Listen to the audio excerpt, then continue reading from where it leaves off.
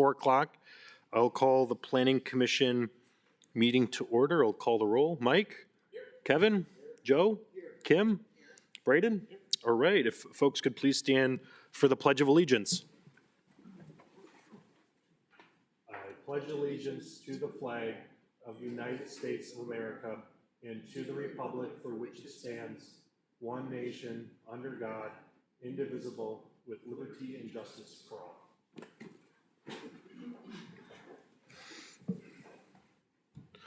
All right, is there a motion to approve the minutes from our last meeting? So moved. Second. Moved and seconded. Any discussion? Seeing none.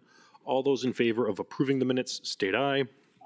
Any objection? Chair votes aye. Minutes are approved. Okay, we have a few public hearings. I assume some of you are here to provide some input on some of these items. This is kind of how we'll run through the show here. We'll go through it. I'll call each project individually. You can come up to the mic, introduce yourself, your name, and then you'll have 3 minutes to state your comments. Understood? Questions? Okay. Sounds like everyone got it. First, we'll do item 5, public hearing regarding application for a conditional use permit with exceptions by Jim Ling Sun to create commercial apartments located at 1109A North 8th Street. Anyone from the public wishing to speak on this one?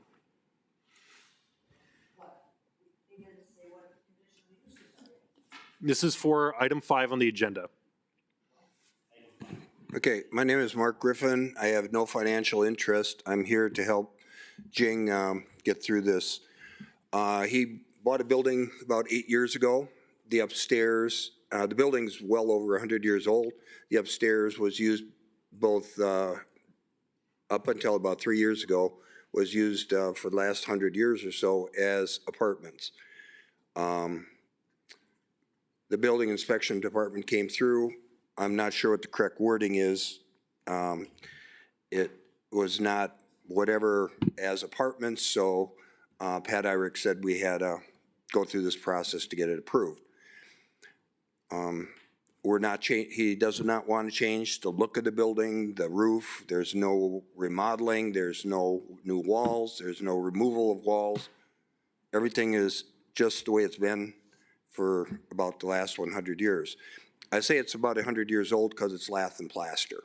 Yeah. So that dates it instantly that it's been there for a very, very, very long time. Part of the problem is that it wasn't recorded somewhere in the city. And again, I don't know the correct wording. I'll use zoning, but I guess it's zone commercial. But whatever the usage is was not recorded with the city, and that's why we're here. Okay. I don't know if that's... Nope, this is just the public hearing, and we'll get back into it once we get to that item on the agenda. So anything else you'd like to add? Not right now. All right. We might call you up in a little bit then. Okay. Okay, thank you. Anyone else from the public wishing to speak on this item? Anyone else wishing to be heard? Seeing none, is there a motion to close this hearing? Moved and seconded. All those in favor of closing item 5 for this hearing, state aye. Aye. Any objections? Chair votes aye. That hearing is closed. Item 6, public hearing regarding application for conditional use with exceptions by Arlie Stiffen to create a 2-family dwelling located at 1502 Union Avenue. Anyone from the public wishing to be heard on this item, 1502 Union Avenue? Anyone wishing to be heard? Seeing none, is there a motion to close this hearing?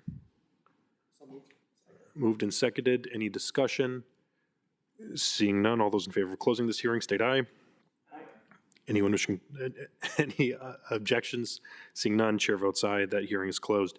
Next hearing, item 7, public hearing regarding conditional use permit with exceptions by Rickman Architecture and Design to construct an addition to the Sheboygan Wild Center located at 826 North 8th Street. Anyone wishing to be heard on the Wild Center item? Anyone wishing to be heard? Seeing none, all those in favor of closing this hearing state aye. Any objections? Chair votes aye. That hearing is closed. Item 8, public hearing regarding application for conditional use with exceptions by Paul Weaver to construct a hotel located at the aforementioned parcel number, or 8th in Indiana. Anyone wishing to be heard on this item? I thought Kathy was going to go first, Dave, but you could come up. Yeah, come on. Well, come on, Kathy. I'm here. I thought you were here for this one. Then if you could introduce yourself, and then. Okay, my name is Kathy Schnur. I live at 5337 Heatherfield Court, Sheboygan, Wisconsin. I'm here today about the hotel they want to build and for the parking. I can't see how you can give out another conditional use permit in that area when you couldn't fulfill the first conditional permit you gave out for Berkshire. At Berkshire, okay, I'm just using this as an example why I don't trust you. At Berkshire, you had a conditional use permit for 118 cars. Originally, they needed 170 spots. You gave a conditional use permit to do 118. They put the building up. They gave 10 spots for the public. And then I said, well, take the sidewalk to nowhere, turn that back into parking, or the park area that you have, which is actually a dead space because there's nowhere to park to get to it. And what happened was last year in August, when you were getting the occupancy permit, and I'm sure you remember, Dave, Ryan, because on Mother's Day that year, I gave each of my kids a map of the parking lot. And I said, count these parking spots. They counted 108. If you added the public parking spots into it, you came up with 118. So you cannot take public parking and count it towards your project, all right? So you lied there, you know what I mean? So now we have another parking issue. What is the parking issue for this hotel? No one ever disclosed it. So if you're looking for more conditional use permits, there's a big distrust there. And I've been sick. I was hospitalized 4 times since that happened. And I kept thinking, okay, you guys, all right, people just park wherever. Now you put up no parking signs again on 9th Street on the north side of where my building is, 902 Indiana. I leased that property out, and how the issue started was Chad Pelishek thought that I sold my building to Wendy and Lance. And I didn't, I leased it. He almost had a heart attack when he found out I still owned it. And you can talk to Pat Irick about it. Because I said, Pat, what are they saying my garage is in their alley for? And he said, well, what building are you talking about? And I said, 902 Indiana. He said, you still own that place? I said, yeah. He went and talked to Chad. Chad put his head down, walked to the elevator, looking at his shoes the whole way. And I never seen him after that because that's when he quit the city. And I think he quit the city, to be quite honest with you, because he screwed up so much and left such a mess for you guys, he had no option but to leave. That's my feelings on it. So I don't know what you're even here for. No one disclosed anything. I got a letter in the mail saying there's a conditional use permit, but nobody ever said for what, right? What is this conditional use permit for? So why would you send me a letter in the mail if you don't tell me what it's about? So how is somebody supposed to determine what's up when your letter says nothing?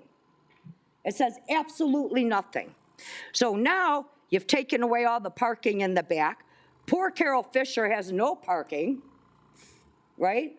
And that is clearly inverse condemnation.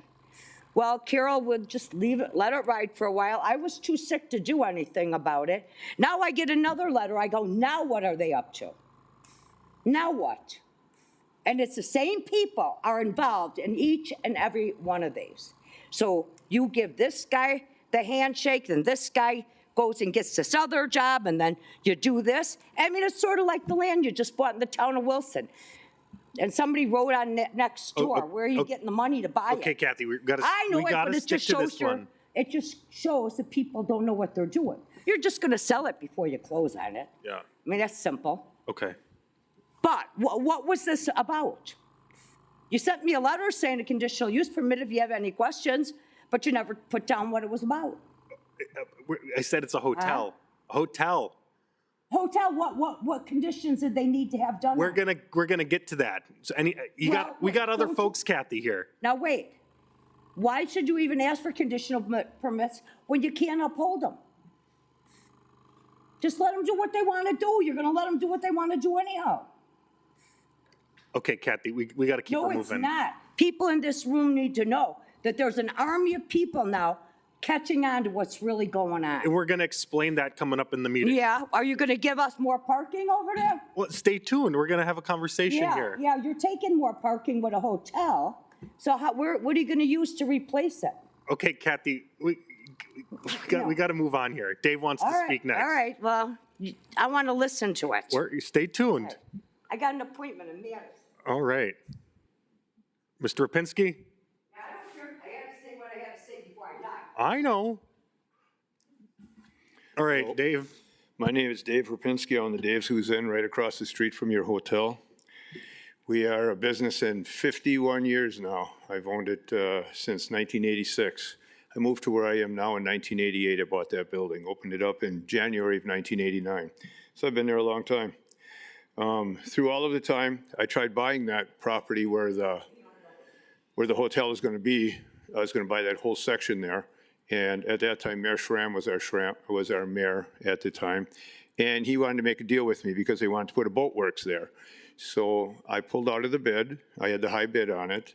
I pulled out of the bid. They promised me a boat slip, a place to park my boat, and I would always have parking there on that side. And if they ever took it out, if they ever made it so that I couldn't or my customers couldn't park there, they would tear down the buildings I had on my side of the street, which at that time I owned was Bike and Ski. It was called the RLO building, the Auto Electric building, and then there was a house on the south side of my bar that I did not own at the time, but I had later bought. And through the years, I tore those down and made all of that parking for myself, because I always knew you guys are building up here. So I bought all those buildings, which was pretty expensive at the time, and tore them down myself and put parking there.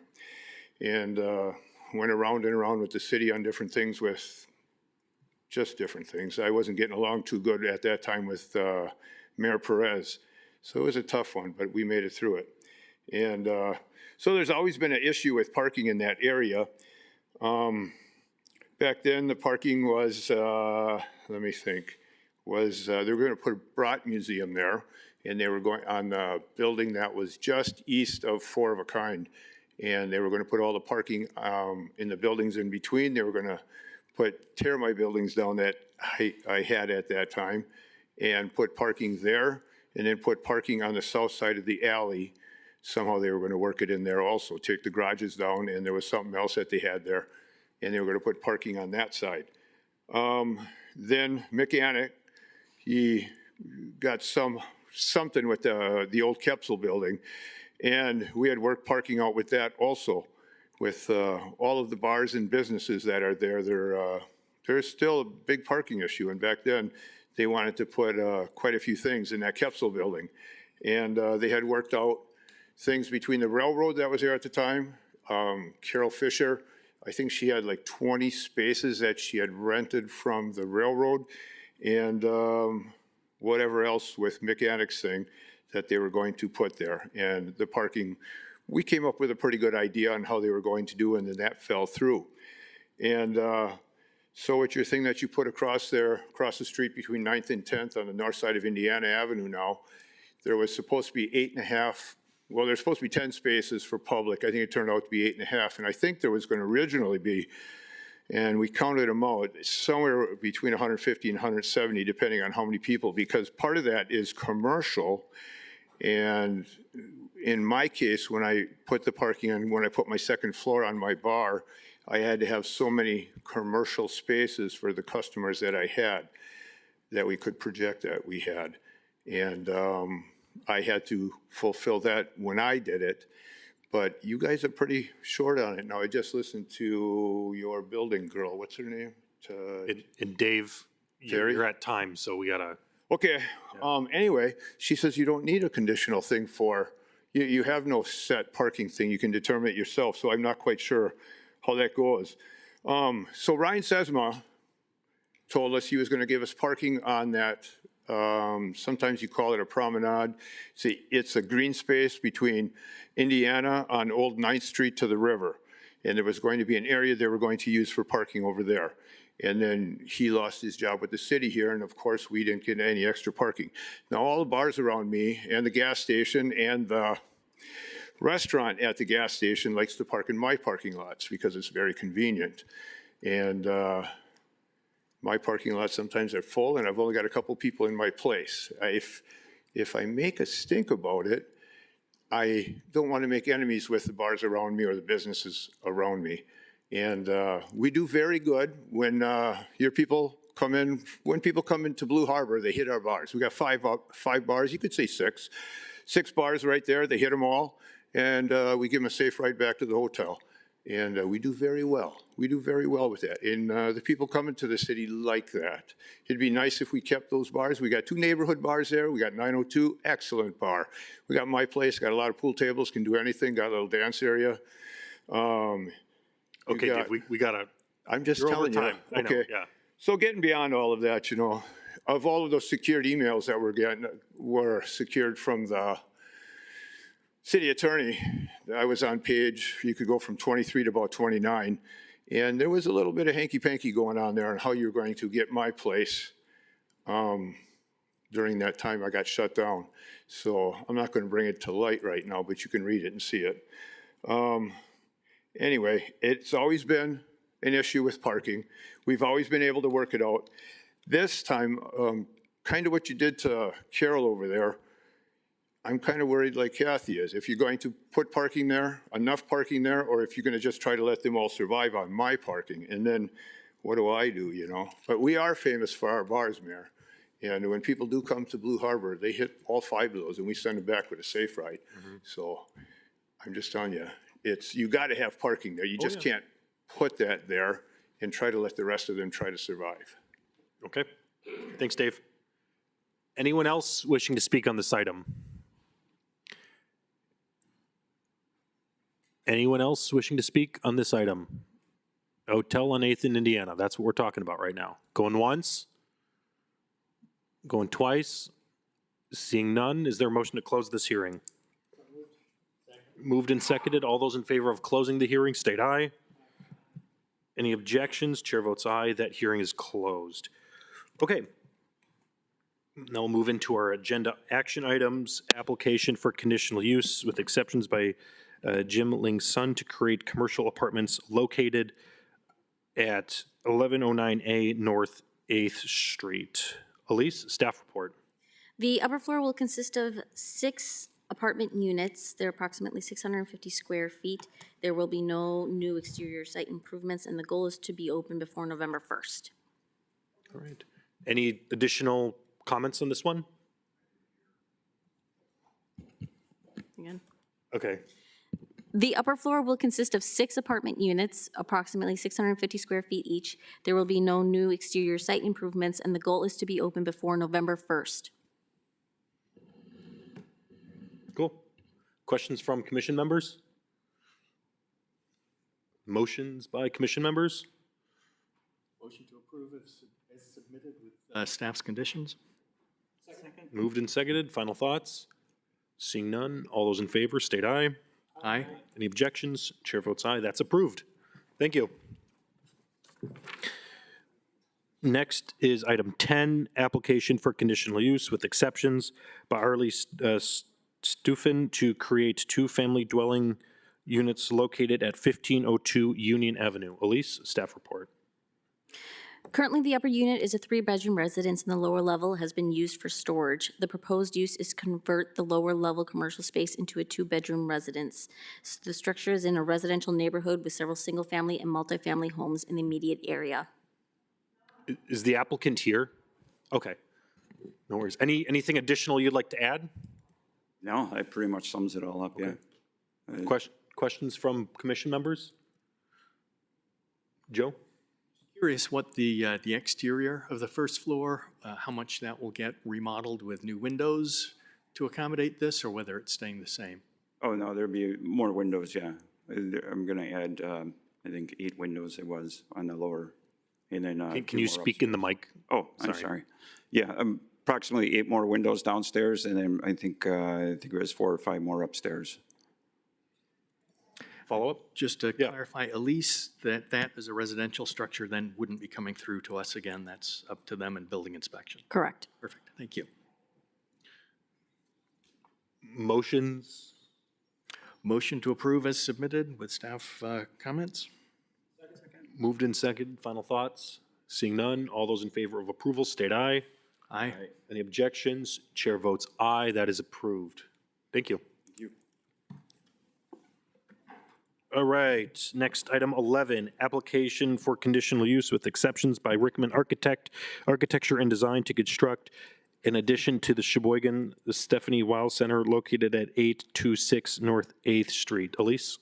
The Weil Center is currently used as a performing arts center. The space constraints require additional expansion, including more lobby space, additional bar service areas, additional seating, office space, storage, modern elevator, and a rooftop bar with outdoor roof deck. The proposed expansion will have a basement level, then 2 full levels above the street, and a partial level above those that will house the rooftop bar and deck. Do the applicants have any additional comments you'd like to add?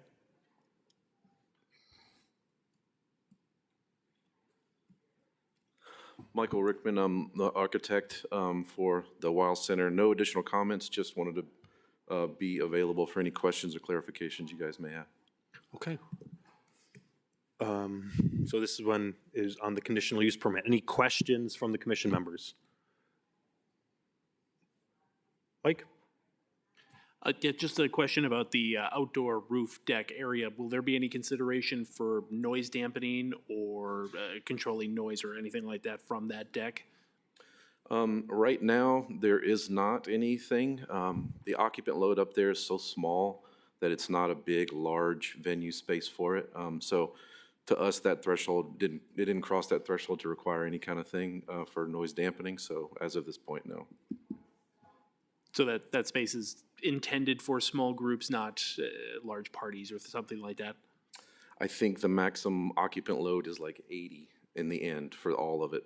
That would be outside. Okay, Yeah. thank you. Cool. Other questions for the applicant? Motions? Oh, Kim, no worries. I do have a series of questions. When I look at the drawings, I get, Kim, can you, Sure. Mike, yeah. sure, sorry. When I look at the drawings, I'm having a little trouble kind of exactly understanding what you're portraying. If we start by looking at the corner of your main floor, or first floor, all of the arcs that repeat, are the windows immediately at the back side of those windows, or of those openings? Or is there a walking space? Like at the corner, I cannot tell if you can actually walk in underneath and still be outside? So all of the windows, all of the arches do contain windows that are fixed, other than the 2 at the corner. Those are operable glass partitions. So there's still windows that would close off from the public, but they can be opened to the public. So you can walk from the street into one small space that would be a bar area just in that corner. That is not access to the actual full Weil Center itself. That is just like a corner bar that's meant to support the space, support it in terms of having an additional bar there. So that's where those 2 spots are just kind of that open air space, but they can also be closed off and then conditioned space and locked and secured. So at night, when nothing is going on, those are locked and it's not like a hiding place at Nope, all? totally closed off with insulated glass partition doors and windows. Okay. Yep. And then I see that you've got high boys out on the street. Is that also going to be in place permanently? Say that again, sorry, I missed. You have high boys positioned out on the street? I'm sorry, out on the sidewalk? Tables, there are, I don't believe, I mean, that's kind of a flex space. So the tables would be inside that space, and if they bleed out a little bit, but not into the public right of way, that was really just a rendering to show that that space is open to the street, but not necessarily, we're not designating or taking over any kind of the sidewalk. Okay. Because with that, then you have to have permits? Okay, thank you. When I look, there's like, I'm not aware of a fire hydrant currently being at that position in front of the Wild Center. Is that going to be something new because of the reconstruction? There's one existing, that's the one we walked by today, correct? Yes, there's one existing there already. That's right to the north of the entry point? Yes, correct. Okay. Does anybody else have questions?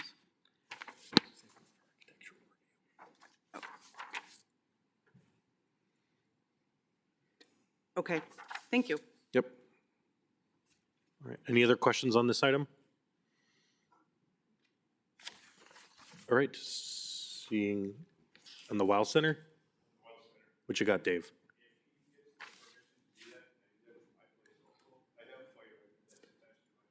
Yeah, let's talk. Yeah, we can talk. Motions? Thank you. Is there a second? Moved and seconded. All right, any further discussion? Seeing none, all those in favor state aye. Any objection? Chair votes aye. That item is approved. All right, next, item 12, architectural review for the construction of a building addition at the WOW Center located at 826 North 8th Street. Elise, any additional comments? The existing Spanish colonial revival facade consists of stone veneer, stucco, terracotta roofing, and miscellaneous steel with storefront glass and mullions. The proposed expansion will complement the existing architectural style with the use of more stucco, terracotta coping, stone accents, ceramic tile, and storefront glazing. I do want to make a note that there were black and white renderings that were submitted that we're not able to get in color, so we left the color ones in here, but the black and white ones show some, yep. There we go. These black and white ones do show some differences, such as these windows on the black and white one. The black and white is going to be the accurate one. These are just showing the color renderings, but this will then be those squared off windows. So the black and white ones are showing corrections to the colored ones. Does the applicant have any additional comments? Yeah, I can just clarify it. It is really just those windows on the top that are different from the full color to the black and white, with some details at the base, very minor adjustments, but the bigger differences are the windows that are at the third floor. Okay, cool. Questions from commissioners? Kim? Decorations, if you will, on each side of the windows. What is that? Is that a pattern? Which windows? The second floor that go from being an arch to squared off in the, yep, Yep. on each end. So that is an architectural characteristic of Spanish colonial revival architecture, where stucco has these squares that create relief where typical patterns of windows or openings would be. And so it kind of let us maintain that pattern of the grid that are those punched openings. So we use that same kind of Spanish colonial. So it's really just recessed stucco, small squares that are recessed stucco. Okay, thank you.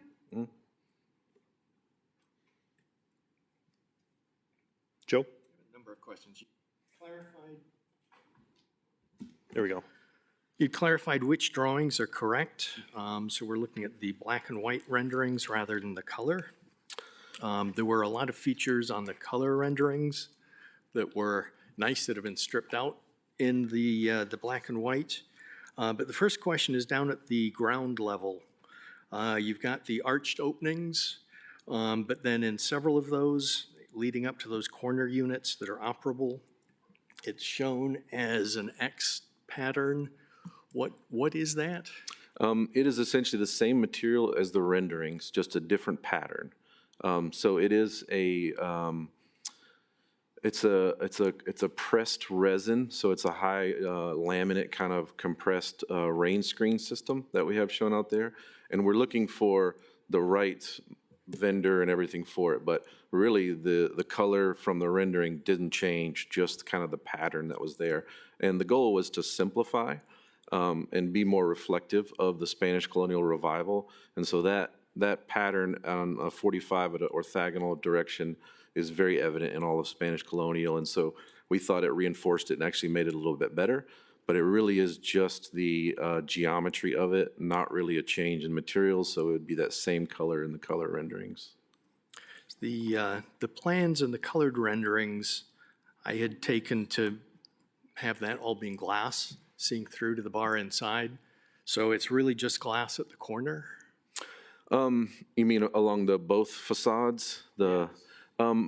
So the solid pieces, we have to, we tried to make a pattern, and where we could punch through and create some voids for glass, we wanted to. So everywhere you can have glass into the bar area, those areas in there turn into egress for stairs. So we didn't really want to put glass for egress for stairs, but having a similar pattern that could reinforce it a little bit more. So that's why there are some of those solid patterns versus the voids of the glass. It's really program kind of driven of what's happening on that ground floor. Yeah, disappointing in my book that those aren't all glass. And then the top of the arch where you do have glass, there's a horizontal with that material above and the glass below, which then really fights against that arch element going through there. Does that have to be that way, or can that be modified so that you can actually get the arch properly represented? We wrestled with the same thing. So the scale of the existing facade, when you study that geometry and how it works with the arch that we sort of used as a precedent to kind of reinforce it around the base, the height and scale ends up going taller than our structure for our floor on the second level. So there's a plenum space that we have to have some opaque nature to it. I'm with you. It could be a spandrel glass in place of it, just so that it's still, even though it's not in the same plane, it could still represent it where it is a glass piece, but rather than a solid piece. Even though a piece of spandrel would be solid, but it would still be reflective of kind of like a full glass unit. And that one just seems unfortunate to me, that if you're working with new floor levels, you couldn't have created at least a window well or something inside so that could be full glass for the arch to express the form and not introduce it and then fight it right away. The archwork that we're losing up on the roof deck level, and that's unfortunate. That tied that back nicely, going with just the rectangular windows. Seems a lot more boring. The arches, to then just have them at that ground level, it would have been nice to carry that theme through elsewhere. I can't tell from the drawings that were submitted what's actually happening on the 8th Street elevation at the roof bar. There are some little round openings, and then it appears that there's an arch over the primary opening, but it doesn't actually show. We don't have elevation drawings to show that, so I don't know what's happening there. You're saying the recessed portion that you can't, it's kind of hidden from this view here? Yes, there are a couple of little round openings looking to either side of the roof bar signage. And if you look Other rendering, there seems to be a low arch over the opening to the bar up there. So functionally, it didn't change, the geometry changed. It's an outdoor covered area. I think it's probably 8 feet deep. So that's what transitions outside to inside. So you have a covered area before you actually go in there. So that larger opening is sort of like a porch that would just be a covered area before you enter. Yeah, I think actual elevation drawings would help us understand what's being proposed, Okay. Which are one of the requirements for submittals. My biggest concern actually is with the windows that you have that then don't seem to relate to the plan elements inside. You've got walls butting into windows, you've got stair towers. It just doesn't seem like the plan and the elevation are finalized yet, but it sounds like you're planning to start construction this month. Yep. So I assume you're pretty well done. Is this final, or is there an opportunity to adjust things so that they actually relate? The conditions that you're talking about are where they coincide with jams. The details for that have been worked out, and the ones that do collide, we are providing spandrel glass in those areas just to give the exterior aesthetic a consistent nature, but still addressing them so that we finish them correctly on the inside. So, but I think there's probably two conditions that I remember that actually that occurs at, but there are details that account for that intersection. Yeah, I'm not a fan of that detailing when you can see a light on one side and not on the other, and it's part of one big window opening. It's a sort of cheat that I'd expect in historic preservation work, not new construction. No, this is new construction, so I don't understand why it isn't more detailed in integrating the interior and exterior. And I really think it boils down to space constraints. There's so much program in there that you're fitting into there. And if, to me, the lesser of the evils is to have that consistent nature of those punched openings versus random ones that would just not be there. I guess I feel good architecture integrates both of those. That would be it for me. Thank you. Is it? Kim? Yep. When I look at this, I understand these are renderings, but when I look at what I would call the Niagara exit, I see 3 steps. I don't think there are 3 steps there, but I understand this is a rendering, so I don't know where fact meets fiction. You're just saying where you terminate grade from the building to the sidewalk itself? Yep, it is an existing opening. There, yes. I think the terrain is just off in the rendering. Yeah, I want to say that is like right at 42 inches. We know it really well and have documented that elevation to make sure we're in the right spot. Right, and like I said, with the rendering, I don't understand where fact meets fiction, but I just wonder about with those levels occurring, that isn't represented. Correct. Okay, so it would have been fine to be showing the truth. Okay, I have a question about your ticket office opening onto 8th Street. Is there any type of a cover there? It's recessed about 12 or 14 inches in, and then the window is recessed a little bit. It's not a huge cover, but there is some coverage to block any kind of rain that would fall. But there's also the indoor space. So this is the outdoor accessible ticket office, but then you walk inside and there's a window inside as well. So in the event, bad weather, you can go that way.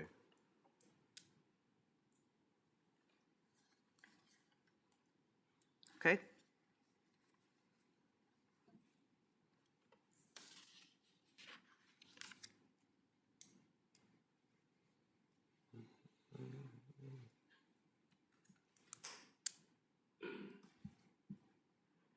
Other questions? Motions?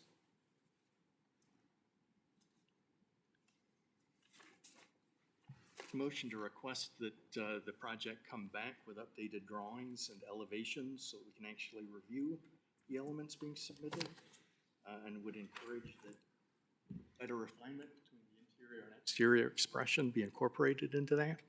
And this is such a prominent building for us. It seems unfortunate to be not taking everything to the level that I think the building deserves.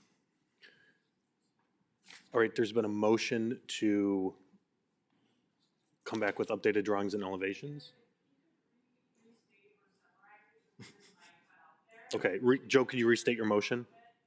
Thank you. My motion would be to have the project resubmitted with elevation drawings included and refinements on the exterior detailing to work with the interior conditions. Was there a second? And can I Moved clarify? and seconded. Sorry. Yeah, I guess, does the applicant have any additional comments on that motion? Is it, we have an elevation that shows that front, that you can see that top part, and then there's probably a few feet below that's not there? Is that the space you're looking for on that elevation there? Yeah, two-dimensional elevations would help to be able to read exactly what's happening there and how it relates to the pieces down below. Okay, I was just wanting, clarifying, because I thought the rendering that was in the front showed a good bit of that front elevation. I know it's still perspective, but it showed a good bit there. Or it was actually the other one, I think, that was in the front. Yeah, it shows part of it. There's no representation of what the mullion patterning may be or spacing, layout. So it's hinted at. I'd just like to know what's actually there. Okay. So I guess I got a question for the applicant. I mean, does this motion delay your project in any way? I mean, are you comfortable with this? It will delay, and, you know, are there any opportunities to approve with the condition to review that portion of it later, at a later date, but still not delay the project in terms of being able to move forward? Joe, it's your motion. I guess, are you comfortable with that? I guess I'm not sure what review process would happen between what would be resubmitted and approvals. In terms of permit, it's, there's tomorrow, I believe, was the plan to pull the permit and start working on beyond the demolition side of things. So, Sorry?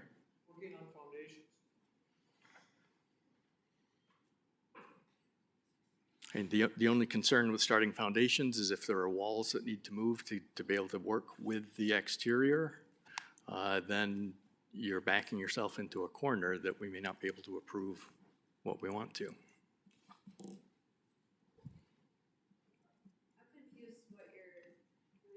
Katie, come on up. Can you introduce yourself? Katie Gladusky, the Executive Director at the Wiles Center. For the resubmittal of talking about how the interiors match the exteriors better, can you clarify what your expectation is? Because I'm uncertain. I would, From architectural elevation standpoint or interior design? we're really not commenting on the interior design, architectural views on the exterior. Correct. The concern is how the interior isn't being reflected on the exterior and vice versa. They're From a window design perspective? or- from a walls butting into windows. Okay. At the mullions, you're having to hide that with spandrel glass. You've got prominent arch features, but then you're capping those off so they're really not expressed as arches. Understood. And in new construction, it seems like there'd be plenty of opportunity to get that to actually express itself properly. Okay. So it's things like that that just don't seem finalized from a design standpoint. Understood. I do want to comment that some of those have been cut due to budget. We are a nonprofit, so when you see some of the changes of moving the windows from archways to straight edge, we do realize there's a cost associated with that. And of course, our primary goal of this is to reflect the needs of the Wiles Center more than the wants of the Wiles Center. So our focus has really been, how can we make this happen for the community within the budget that we've created for ourselves? So we're going to do our best to make it look as close as possible, but if the exterior versus interior is in question, we may be cutting some of those from the interior. And I can clarify too, while this is new construction, there are existing elevations to the lobby that we're beholden to. We can't change that. We're tying into that second floor, which is why our second floor is what it is. We're tying into that existing lobby and the historical lobby and the ground floor, which it is what it is. So there's no way to, like, in a new building, it'd be great. Yeah, let's move that finished floor elevation up, nice clean window. But there are things in constraint-wise that we're sort of limited by.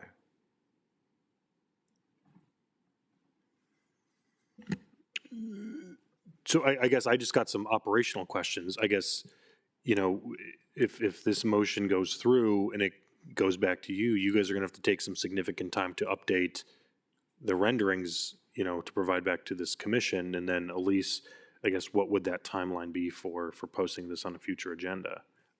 I need applications 3 weeks prior to the meeting date, so Yeah. it's So this would significantly delay it by at least, 2 months. I'm unclear with the specifics of what you're asking us to do. Resubmit the So- plan with so the additional motion- elevations? So the motion Can you before us is basically to table this, and I'm simplifying it, I'm paraphrasing here, is to table this, that you would then have to provide new renderings back to the commission. New renderings reflecting elevations? Reflecting better integration of the exterior to the interior. I want you to finish the design of the exterior, yes. And to be specific, it's the fascia and the soffit and the arches. That would be one of the elements. That's one of the elements. The other one is an interior wall butting into a window or a jamb. Is where you're expressing an exterior element, that it can actually be expressed that way, not go halfway and then fake it for the rest. Yeah. And to me, that's not gonna affect anything in terms of footings and foundations. So, if there's a way to keep the momentum in the construction going, that is really the main thing. I'm all for finding a good resolution. I just don't wanna hold up the project in the process. And I guess I'd like to say too, I don't want to hold up the project either, but this is the one opportunity we have to do it and do it right. Footing and foundation and proceeding with that, I have no problem with that, and you're right, probably most of it doesn't impact the things I'm concerned about. Yep. It's that better refinement of the exterior elevations. Is there more beyond those two things? And those are the primary elements. The roof deck, I can't see what that's doing, so I can't comment on that yet. Okay.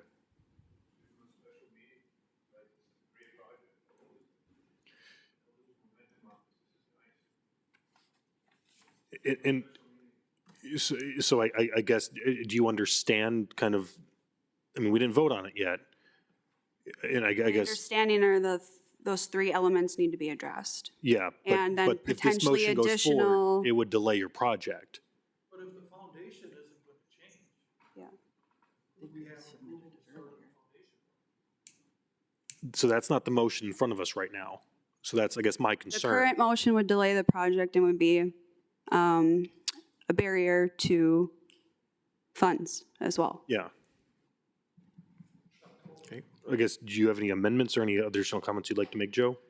Yeah, if we can amend the motion to approve footing and foundation so that the project can at least proceed to that level and not hold you up, but have all the exterior elevation work come back to us for review. That's much appreciated. Does that make sense? So there was an amendment to the motion. Is there a second? Been a second by Braden. Any discussion on the amendment to allow for the footings and foundation to proceed? I'd just like to say thank you for suggesting that so that we can keep momentum going, but still we'll look out for the city's best interest on the Is elevation. the applicant more comfortable with that? More comfortable. Okay. Okay, any additional comments on the amendments to allow the footings and foundation to proceed? Braden? Just a question then, so it needs to be a submission to be on in the next meeting would have to be 3 weeks ahead of whenever the next meeting is. So we have a meeting in 2 weeks normally, so we'd be a month out before we could come back with this at the earliest, roughly, right? I would be able to get this on the November 11th Plan Commission agenda. All right, is that reasonable? Do you have any concerns with, tentatively hoping for approval on November 11th as a date? Nothing comes to mind. I'm just thinking about construction-wise, if you're getting to a point where those have to be resolved, but I don't see anything in a month that we would need, so I think it's okay. Okay. Joe's got something. Yeah, Joe? From the city's standpoint, is it possible to expedite the submittal process to be able to get a resubmittal on the next Plan Commission agenda? Our next Plan Commission is in 2 weeks, so I'm not sure if that would even allow enough time to get updated renderings. I can follow up with you and see if that's the case. I mean, we'd love to expedite it as quickly as we can, so it would be, we would like to make every effort to meet that. But if not, I can definitely follow up after this. Does that need another amendment? It could. What's the pleasure of the commission? We didn't vote on the amendment yet.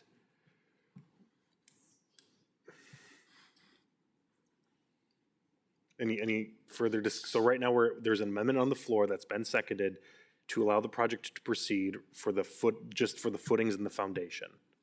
So I would Move to amend the move amendment. to amend the amendment to be able to expedite, if possible, to get them on the next Plan Commission meeting. Okay, there's been an amendment to the amendment to allow an expedited process to get onto the next meeting. Is there a second? Been moved and seconded. Any discussion on the amended amendment? Everyone following along? All right, seeing none, all those in favor of amending the amendment to allow for expedition for the next meeting, state aye. Aye. Any objection? Chair votes aye on the amended amendment. Now back to the amendment as amended, to allow for the project to proceed for the footings and foundation as amended, to allow for an expedited process for the next meeting. Any discussion on the amendment as amended? Seeing none, all those in favor of the amended amendment state aye. Aye. Any objection? Chair votes aye. The amendment is amended. Now back to the main motion as the amended amendment. Can I just read this? Yeah, it makes sense. I got it, yeah. So there's been an amendment motion to have the project come back with elevation drawings and refinements on the exterior to coincide with the interior, with the amended amendments to allow for the footings and foundation to proceed with an expedited process to get onto the next agenda. You can't amend an amendment any further, so any additional comments on this item? Applicant, any additional comments? I guess, are you more comfortable with this? Are you good with this? That's all for today, sir. Okay, thank you. All those in favor on this item as amended twice, state aye. Aye. Any objections? Chair vote aye, that is approved. Thank you. All right. And if your project was approved, you don't have to stick around. Just footnote out there. All right, next, application for conditional use permit with exceptions by Paul Weaver to construct a new watershed harbor hotel on parcel number 592815057500 or as Sheboygonites know, 8th in Indiana. Elise, staff report. The development proposed is to better use the premier land for lodging. There will be 32 rooms and a large guest lobby space. The project will be completed in approximately 10 months. Is the applicant here? Okay, you guys have any additional comments, or would you like to address any of the comments made for the public hearing? Okay, yeah, you want to come up and introduce yourself? And our architect can also help me if I miss. Perfect.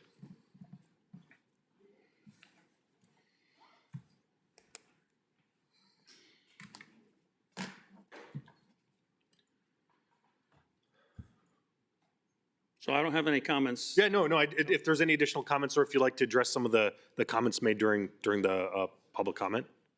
Well, I can address the parking. Yeah, We're not going to use anybody else's parking, any street parking, anybody else's parking. We have enough parking on our own personal property to handle the 28 rooms in the hotel. okay.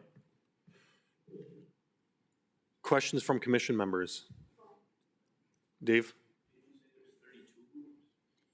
It's really 28. You had us do a redesign, there's 28 rooms. Okay.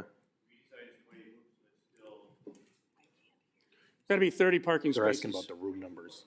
Nope, 28 rooms, 28 parking spaces, and then Please use the microphone. I cannot hear. Perfect. Sure. Thanks, Dave. Or you can come to this other mic. Yeah. How you doing? Good. At 28 rooms, it'd still be 42 spaces, wouldn't it? All right, see, 28. 28 rooms. 42, it'd be 42 parking spaces he would need, plus he should have one for an office person, or maybe even two. 28 rooms, 28 parking spaces, one per room, and as many parking spaces as you would have as a maximum of employees. And so we will have typically one employee, a front desk person, but we could have, sometimes we have two to help out with laundry. So that'd be 30 spaces dedicated to the hotel. Every time I figured out it's 42, plus they gotta have, he says one, probably 5 for employees. I'm just saying, because everybody's gonna be using my parking, and I'm gonna be using all of your services, and I just don't wanna make no enemies. We will not be using anybody else's parking. They always say that. Well, we do it at the Watershed Hotel now, which is basically 25 rooms. We have 26 parking spaces and 2 handicap. Okay. Not enough, just telling you, it's not enough. We've got too many people in the area there, and you've already taken, It's private parking I lot. get what you're saying. I have private parking. Okay. Okay. Very dedicated on how many spaces I had to have to open up my second floor, and I went around and around and around, tore all my buildings down. Yeah, but we are a hotel. Hotel comes under 1 space per room and employees. I've never had more than 2 employees at the Watershed. That's 25 rooms. It is up to the city on how many parking spaces that is used, and whatever he uses for a graph or something like that, it's still up to our city to make sure that our people are taken care of. And it's always been a parking issue in that area. We've got a 18-rooming house over there, and sometimes they got 10 cars, and they're trying to park them all over the place. I find them in my parking lot. So I guess comment for staff then on my end, what are the parking requirements in the zoning code for a project like this? Do we have that information? Because this property is zoned central commercial, our zoning ordinance waives parking requirements in central commercial zoning district. Okay. And within a block, you also have, 8 or 9 commercial units that you just built that are on Indiana Avenue there. I'm just saying, there is ways to make more parking here. I understand his concern for his business, that his parking spaces are not taken. Our parking spaces in our other hotel and our other hotels, the other 7 hotels that I have, is every person that checks into our hotel gets a parking pass on their dash. That has to be on there, or then we make calls. We park our own people, we park nobody else.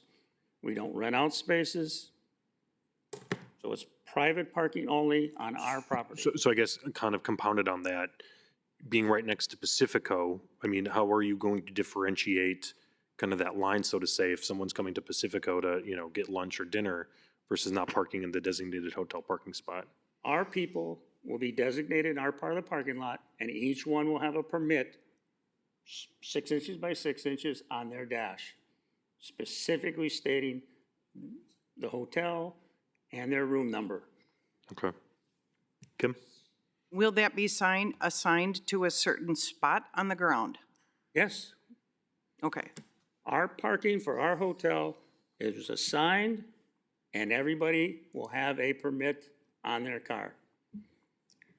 I understand what he's doing is a very good idea to keep the parking within his people within that. I'm just saying there's not enough parking in that area to do it. When Mick Annett wanted to put that thing there with the old Capsule building, there was parking all over, parking that was assigned to him and parking that was assigned to other commercial entities that he wanted to put in that building.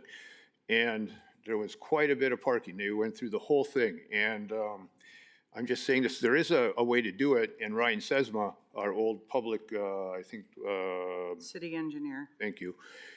He said to open up that area where you have, they call it the promenade. It's a green space between, Kathy calls it the, sidewalk to nowhere? Kathy calls it the sidewalk to nowhere, I know. But that is I know, that is a way to alleviate this problem, to add that back into the parking. It used to be parking years ago. It was all parking all the way to the river. So I guess, the parking is the main, point we're tripping on over here. I guess, do you guys have any data on kind of the parking impact, you know, that a hotel will need and kind of how you're justifying this number? Real quick, if I could say something. Ryan Sasma was gonna do a parking study for us. He called me back about 3 weeks later. He goes, Kathy, they won't let me do it. And next thing you know, he's retiring. The young man's retiring. Okay, Kathy, hang on. I know. I guess back to my question. I didn't quite understand your question. So Kathy, you know, that's what I'm asking. If we have any data on, you know, how much parking is needed for a hotel in an area like this? Is there some sort of parking Oh, impact? for example, Yeah, last Saturday, Friday and Saturday, Watershed was full. yeah. That's not uncommon during the summer. It's probably 80% of the time we're full rooms. Typically, we will have, when we're done, 3 to 4 parking spaces left over at night. We Yeah. check at 6, we check at 10, we check again in the morning. The reason for that is there's a lot of people who will come in one car and take 2 rooms. Mm-hmm. You know, so we very seldom, I don't think I've ever seen my parking lot full because, and that's true of my other hotels, like in Grafton, the Town Place, and the Hampton I own. Our parking lots are typically 80 to 90% full when we're full house. We get a lot of customers that come in, one car, take 2 rooms.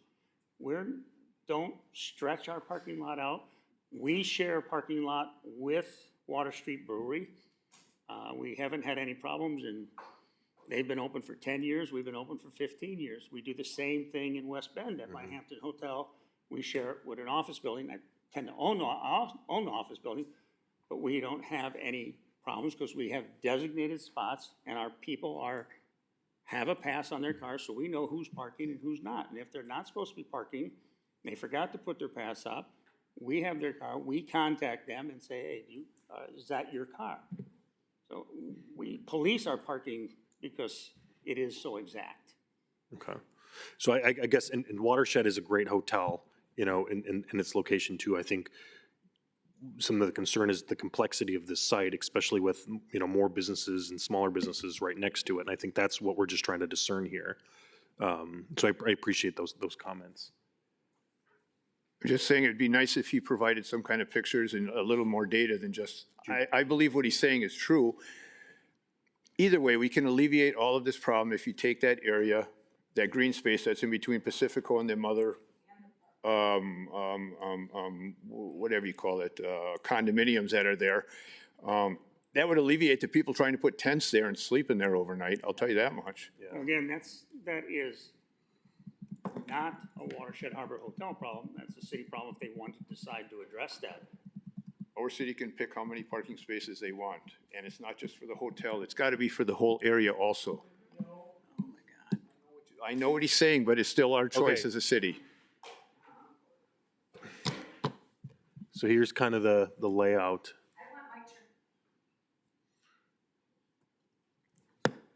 Other Do questions? you have from- an extra piece of paper, a page, so I can have that as a hard copy? Please? I'd like to say something. Hang on. So it's on, Kathy, hang on. 70 parking Kathy, spots. hang on. Let me respond to Dave first. go ahead. Hang on. So this is on the website. It's under the agendas and the items on the agenda, Dave. And we can print it off to you, but we're running the meeting real quick. I have those at home. Okay, Kathy, Before they look at this picture, this is a before picture. okay? Go to the next one.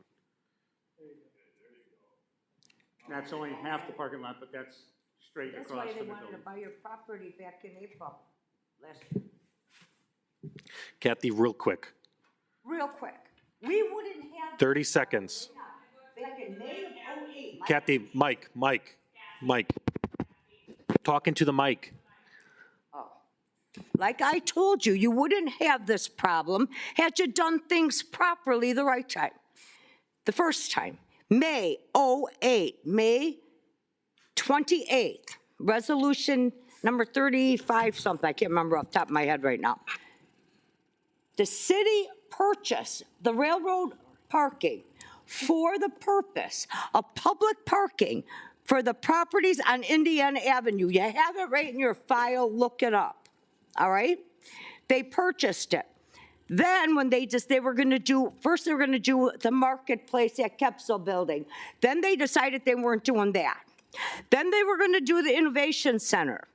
And I remember Chad Palashek coming up to me and saying, Kathy, we're going to need some of that property because we need the parking.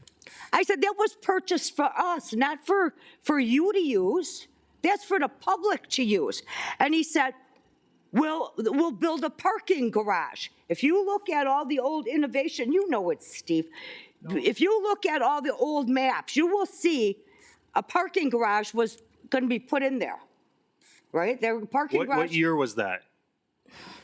Well, let's see, they gave up on the Innovation Center the first quarter of 2021 because I talked to the Economic Redevelopment about that, right?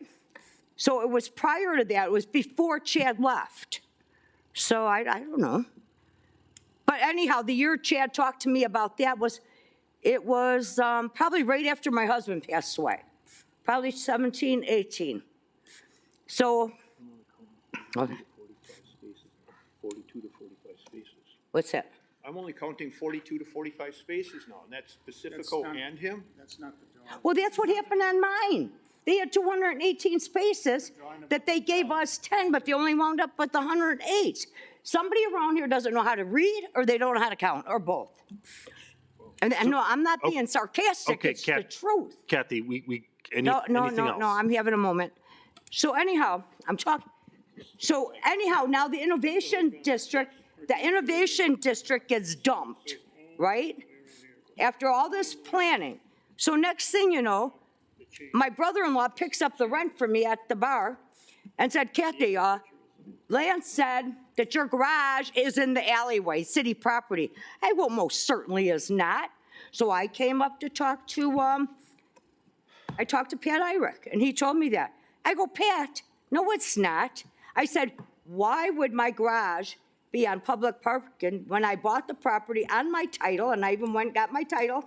It says that I had to pay the $1,200 for the cement, my driveway, that the city ripped up and they poured again. I got billed $1,200. I go, how can they say that that's their property when I paid the tax bill on it? That's called adverse possession. All right? I said, if you wanted to take it before adverse possession, you should have done it 2 years ago, I said. Okay, Kathy, anything? No, you got to know what they're doing. Kathy, I know, we've talked about this. You're cheating the people. Kathy, we have to talk about this specific project. You and I have talked about this I whole know it. stuff Well, when are we many going to times. talk about it? Can we set up a meeting right now, and we'll come back one day and talk about this? Yeah, I'll call you tomorrow All right, morning. give me a date. I'll call you tomorrow morning. We'll do something Friday morning. I'll call you tomorrow. We'll get a time. Call me. I got your number. Give me a time. Because I'm going to tell you what, I have an appointment in Madison. Yeah. Because what you did. Okay, Kathy. And wait, somebody here just said, well, we changed the parking. There are parking rules. And when you develop and you take away somebody's right to use their land, it's called inverse condemnation. You're not condemning and eminent domaining the building and knocking it down, but you're taking away the use. You're taking away the use of all the properties down there, restaurants that you give license out for, that can have 50 people in our bar, but where are they gonna sit? Or where are they gonna park? There are parking rules. So don't use the attitude, we got free-for-all parking, because it's really not. Because when you take an existing business and you take away their parking, that is inverse condemnation. All right, thanks, Kathy. And I really think somebody should look and read up on it. Okay, Kathy, Dave, thank you guys. Now we have to let the commission members ask questions. Any questions from commission members? Joe? Just to make sure I'm understanding correctly, the site we're talking about today is addressing the Pacifico and the proposed hotel, and that all the property, all the parking on that site currently is private property with parking designated just to those uses, correct? The city has made a promise to me in past years. I'm just saying this. He says that he's going to tell you it's not in writing, which is true, but I did have, I didn't hear the promise, sorry. that I would have parking there. It was a handshake with Mayor Schramm back in the day. Yes, Yeah. I don't know how they would give you parking on because I someone was else's going to buy it. They needed a boat works back then. I'm just saying. The whole argument for me is, Dave, you've always been able to park there. So I just supplied myself with my own parking. But what's going to happen is you're going to starve the other people that are all around there. All you have to do is take that green space that's in there, add parking. You got it. Do you mean that Yes. HH2, which owns that property, and there it is there. Yes, Which pays rent on that property of $12,000. well, wait. I mean, talking between the yellow lines there on the old 9th Street. Right here, here's the map. Yeah, That's the the old part. 9th Street. But I'm talking Oh. about just what's in the yellow line. Yes. Our parking. Yes. Nothing else is our parking. We Correct. don't need anything but what's in that yellow circle. That's ours. Anything else? What he is saying is correct, but the city has made promises to me in the past, and that I've you can always, park on that property? yes. I had the bid on it. I let the bid go because of it. I can't even believe that. That's not even possible. Yes, it is. No. Okay, anything new or additional comments? Joe? No. Okay. We all here realize that is a piece of real estate, right? Does anybody here dispute that that's a piece of real estate? If it's a piece of real Okay, estate. we got to bring it back in No, here. but this is really important on this point. If that's a piece of real estate, every piece of real estate, to be a legitimate contract, has to be in writing. That is the law. That is the real estate law in this state. So if he does have a lease, and the city did give him that, I used to lease it. I leased it back when the city took it. I used to lease it from you for that same reason. Like I said, there's an easy fix here. All you have to do is to make that in between the yellow lines parking, figure it out, and. but that's a city problem, not a But Harbor it has to Hotel be, problem. it has to be addressed now. Okay, any other additional comments from the Plan Brian Commission Sorensen members? said he was going to do that. Any other? That's, again, nothing. Yep. Message received, gentlemen. Questions from commission members? Motions by commission members?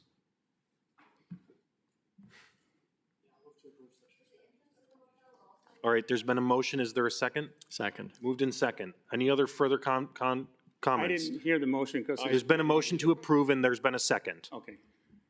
Any additional comments? Seeing none, all those in favor state aye. Aye. Any objection?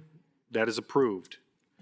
All right, next item, item 14, architectural review of the Watershed Harbor Hotel located at 5928-150-5750 or 8th in Indiana. Elise, staff report.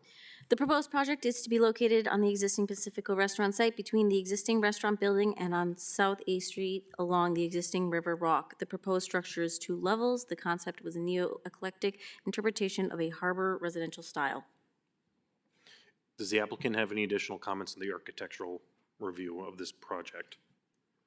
No comments because All right, questions from commission members? So I guess my question primarily is for this is I guess if you can walk through how you got to the design of this proposal, you know, and I guess counter to that, I guess, did you review the riverfront design standards for this project and how that interplays with all of this? yes. Okay. And we've had 2 designs, and then we have a new design now because we were told that you weren't following those riverfront design protocols anymore. Okay. So we came up with a different front. We basically took off. The original plan had patios and balconies on the front. The new plan has removed the patios and balconies off the front. All right, Director Zeinert? Yeah, that's where I could speak to that previously. So I had talked to Paul Weaver, who I believe is your counterpart. The hope as the city continues to develop is when you leave the South Pier area, I think all of us can say that the South Pier has a specific feeling. The architecture all looks similar and there is definitely a cohesive feel. As you come out of that area, we would really like to transition that space. So those guidelines that were once used, we have been very intentional in stepping away from those. This site and the staff update or the staff report alludes to it, that this site really has to blend in those 2 feelings. When you leave South Pier, you enter that area there, and there's that gorgeous brick lawyer or legal building, and then you have the Pacifico restaurant that has that very unique feel. So what is a design that could really blend those two feelings? Elise, I know in her staff report commented on it, and I think that's what the mayor is trying to really allude to, is how does that, design cohesively work? And feel free to correct me, Mayor, if I'm wrong. Nope, that's where my head's at. I think he's gonna lose more parking. Yeah. We're talking about we're talking about the architecture design now, Dave. I get that, but you Yeah. just said they're moving some of that around. Okay. Any other conversations, questions from commission members regarding the architectural review? So I guess another question I have, just want to make sure. I guess one of on the northwest side of the building, and I believe, I don't know if that's the side facing 8th Street. That's facing the Northwest. restaurant, Okay, Pacifico. facing the restaurant. I mean, regardless what side, where it's facing, I guess, my concern is just kind of, the facade, it just looks, what's the word I'm looking for? There's only one little break in there and it looks like maybe a window on there. I guess any additional windows or any other. In hotel design, the sides of a hotel typically have escape doors, windows in the hallways. Okay. They don't have side windows in rooms. None of my other hotels have side windows. I mean, if we need to add a window, we can add a window to the side that faces another building. Okay. We do have windows on the other side of the building that faces the streets. So what faces 8th Street has windows. What faces the other building does not. And one of the reasons for not having the windows on that side is basically privacy. The Pacifico has decks for eating that would be looking right into those windows on first floor, obviously not, and on second floor because there's a deck up there too. So again, if it comes down to a window on the west side, which is not normal, we'll throw some windows in. No, I just was kind of curious about the thought process, so I appreciate the explanation. I mean, it's just normal hotel. Normal hotel design is really simple. You got a rectangle for a building. It's typically 66 feet deep, 30 foot for each room and 6 foot for a hallway. That type of structure goes through probably 80-90% of all new hotel builds. There's center hallway, rooms on each side, and you end at the end and you have your exits going out that side. But again, if it's a matter of a couple of windows here and there, we can make them in obscure glass, So it's not a problem to throw some holes in the wall. Okay. Other questions from the board? Motions? Additional comments? Go, Kim. I guess what this has to do with this exactly, but I don't see a tie between the Rice Building, the old Rice Building, or Habish, or I'm sorry, I don't know the exact name of it. That building and Pacifico, I don't see the tie-in of this architecture, but it could be just something I'm not understanding. Well, the architecture of the building that you're talking is a typical 1920s Yep. bank, Like it was whatever. said, Pacifico someone is said not it was a anywhere. tie. And I'm It's like, not anywhere getting near it. that. Right. Otherwise you'd have 6 Everything would different look bank like that. buildings going down the street. And again, that type of building is an office building. Office buildings tend to be more square than rectangle or hotel buildings, so Well, that's a rectangular condo now.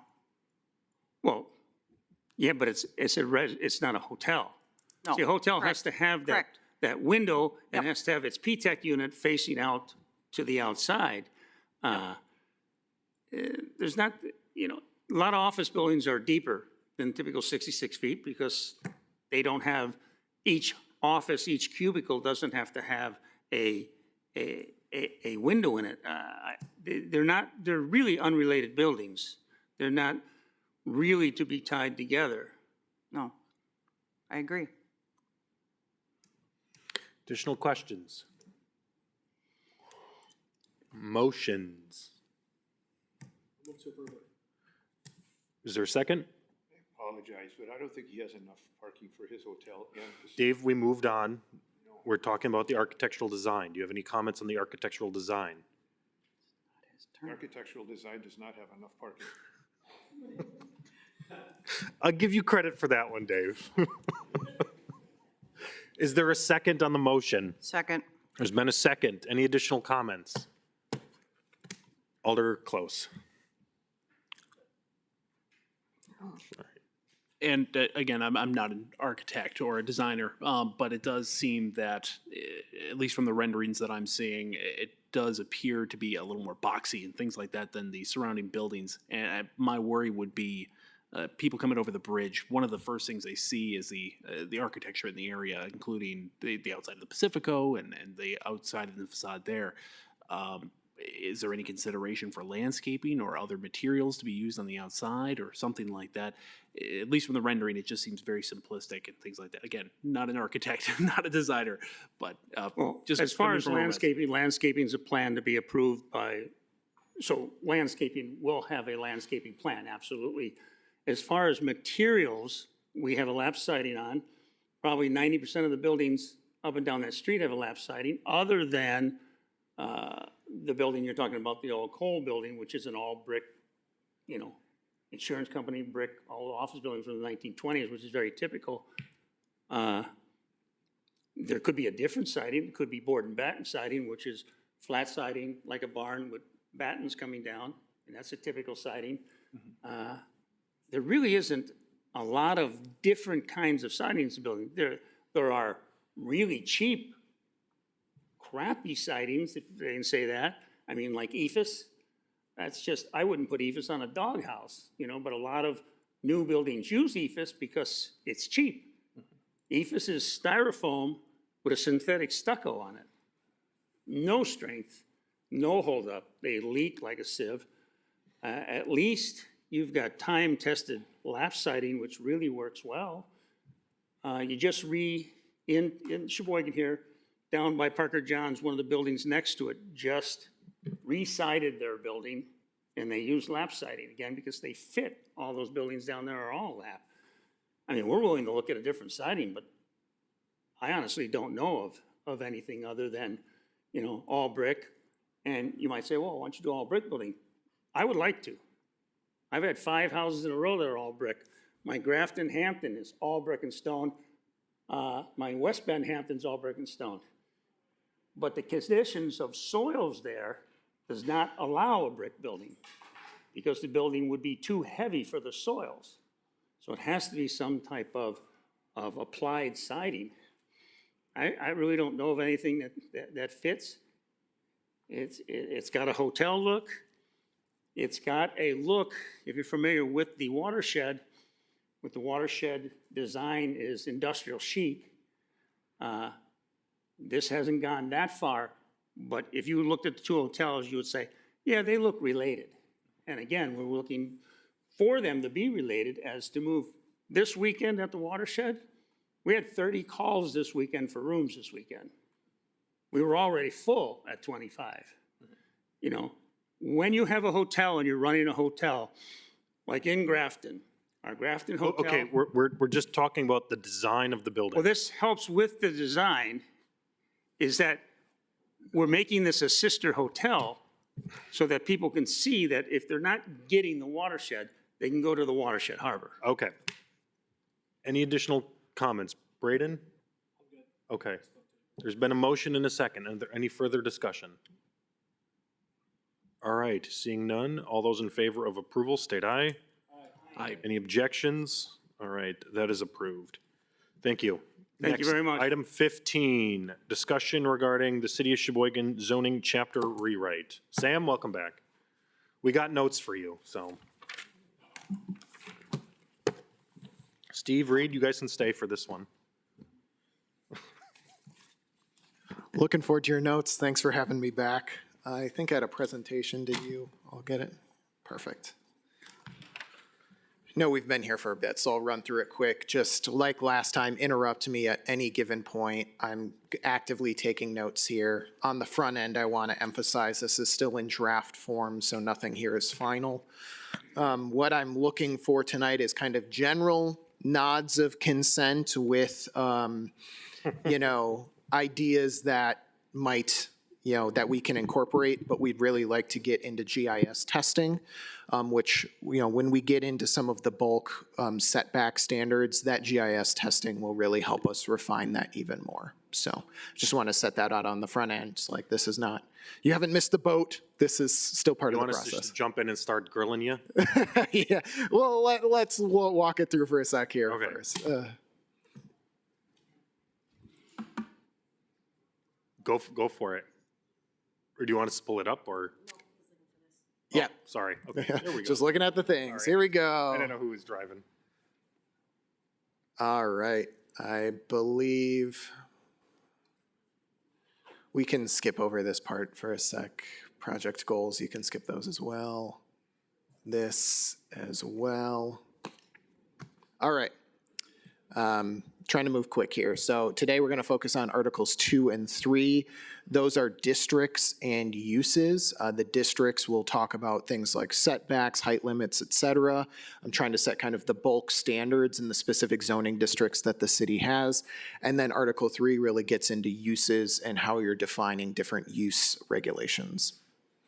Just as a reminder, last time we talked about the site design regulations. We made some minor updates based on your comments from last time, continuing to work with staff, the city engineer, and we think we've pared those down, but no major changes other than some of the things that you identified in the commission meeting.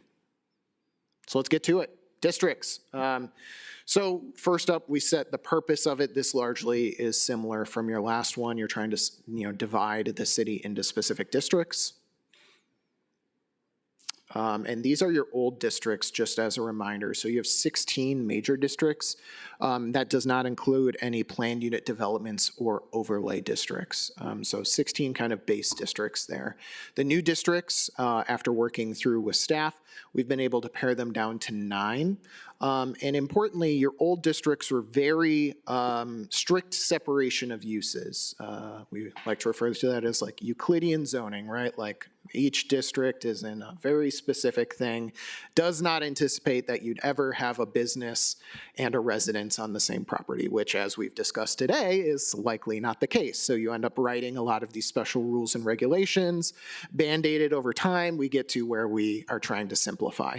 So we've got it down to 9 districts, and what we did is sorted them more by neighborhood character, and then minor separation of uses. So you'll still see, like, in the neighborhood districts, those are mainly residentially focused, where the corridor districts start to allow commercial uses in those corridor districts, because that's largely where you see commercial businesses across the city. And then you have a downtown district and an industrial district. So we're trying to consolidate these down a bit from what you have.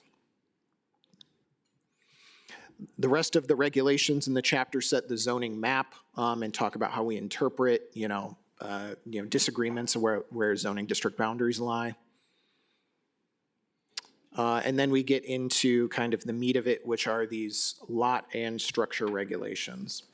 So these are kind of a mix of trying to maintain some of your existing regulations, then looking at best practices and also trying to fit in, what we think fits for these types of district designations. So it's a blend of all three. There's no specific, rhyme or reason of why we chose one over the other.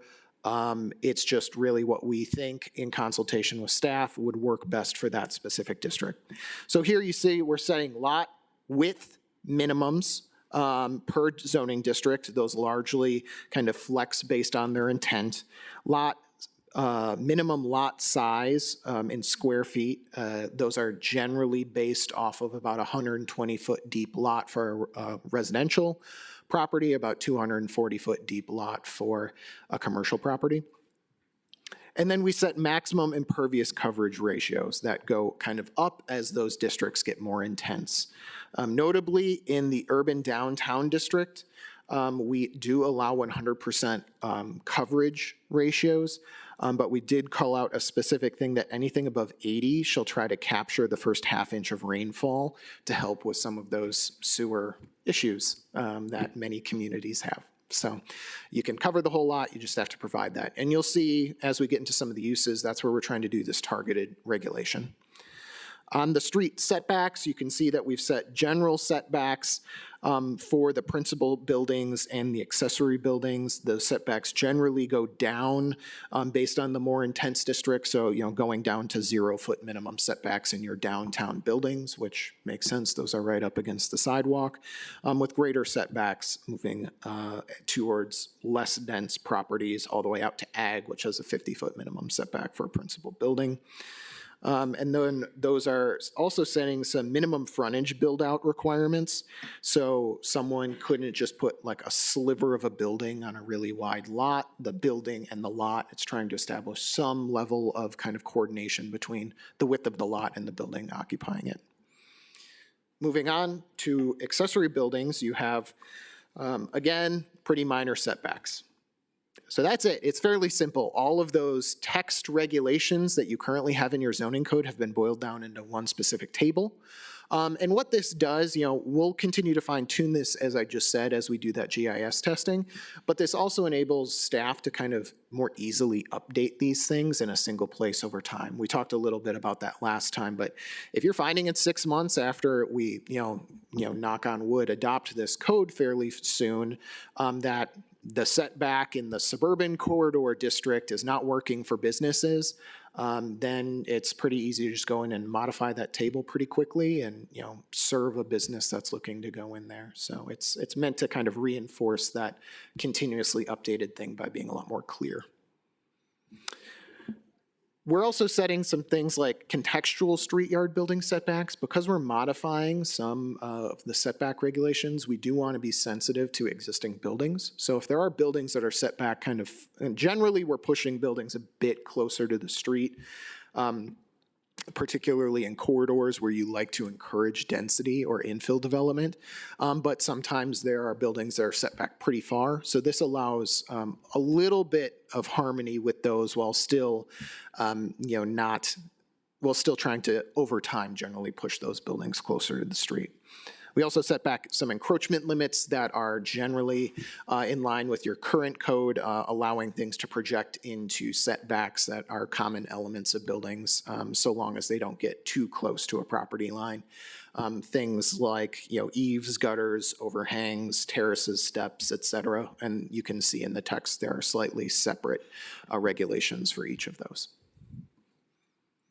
And finally, we get into height regulations. This is one of the kind of greater departures from your existing code, where we're setting the height limits based on kind of the adjacent street width. So again, trying to bring in some form-based elements where if you have a really wide street, generally those streets can support taller buildings visually, right? It seems to be a little bit more in harmony. Those are typically also your arterial or collector streets where you wouldn't mind to see some additional height because it can take some of the traffic concerns and other type things as well. So we're setting principal building height limits based on the width of the adjacent street. And then accessory building heights are set by whether they're residential. Sam, just a quick question while we're on this one. Go for it. So based on the zone, it says, and some of them says 2.0x, 3.0x. Are you saying that it can go twice that limit, 3 times that limit, 4 times that limit in those zones? Am I understanding that correctly? No, it's setting it increase above the structure on the adjacent parcel. So okay, gotcha. That is trying to, again, provide some contextual height limits.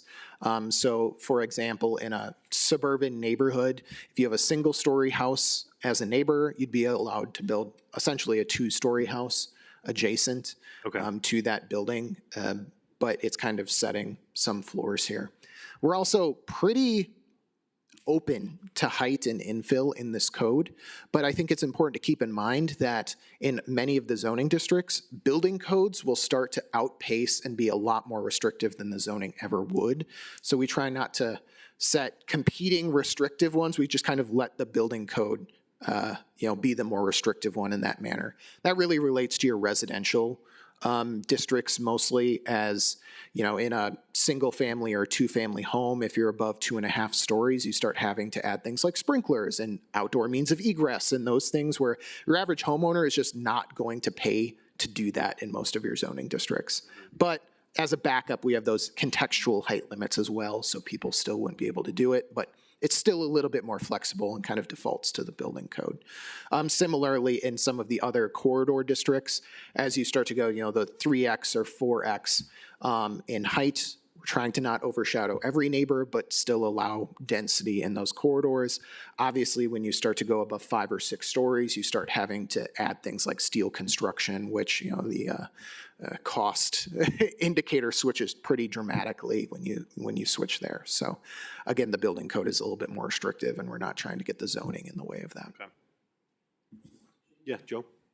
The exceptions for height? Yes. You have elements in there, mechanical and utility structures, without public access. What about decorative elements, towers, steeples, elements like Chimney that? sweeps. Yeah. Saying. Yeah, I think we mean to include it in there. If the commission is open to that, we can set more restrictive limits if you'd like, but generally I'm fine with including those in there as As well. long as it's not occupied space is the intent. Yeah. I don't think we want to set more restrictive limits. I think we just want to clarify that.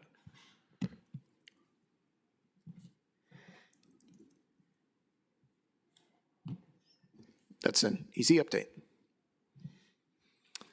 So that is districts and uses. We're doing a bit of consolidation, both in the code part and in the district part. Hopefully the zoning map will be a little bit more simple, and we'll have that for you probably in the next go round as we do that GIS testing that I was talking about, so you can start to look at what individual properties will be zoned. Then we get into uses. So there's a big use table in your packet. You can see a snippet of here on the slide. We're really consolidating a fair amount of uses in this table. And it's meant to consolidate permitted uses and eliminate conditional uses entirely. We talked about the statutory reasons why we're recommending you do that legally. Say much of the conversation that you've had tonight is in a legal gray area at best, from my opinion on some of these conditional uses. Again, any conditions have to be based on substantive evidence. So that's not to undermine any of the conversations that you had or any of the concerns from someone, just kind of an observation on what the state law says regarding those conversations. So we like to set specific objective standards, and then it's black and white. It's yes or no. And then if something doesn't work, you come back and modify the code. You don't write more exceptions. Obviously, there are circumstances where you might want a planned development district for something above and beyond, and I've talked to your staff about when those situations might be applicable. But for the 99% of your cases, it should be a pretty black and white answer of, is this use allowed in this district? Yes, no, on the second floor only, etc. What we've done here is take the International Building Code and basically expand on it a bit.